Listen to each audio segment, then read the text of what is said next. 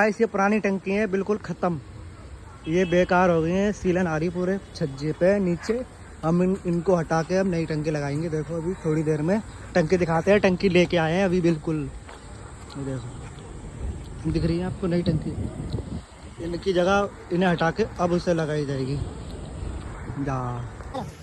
Hi guys, ये Umesh plumber system अब लगा रहे हैं पानी का tank Vijaynagar Ghaziabad railway station junction. ये जैसा कि आप देख रहे हो कि उमेश प्लम्बर ये चूतिया प्लम्बर है। ये जो है चौकोर से गोल सुराख मार के टैंक में एंगल से जी, जबकि निप्पल से रखना चाहिए। अब पीछे हटा लिया, शकल दिखाओ भाई अपनी। हाँ ये बात हो गया जी, हो गया। घुमा दो, गोल कर दो सर। ये रहा रेलवे जंक्शन जी, सिटी में हम।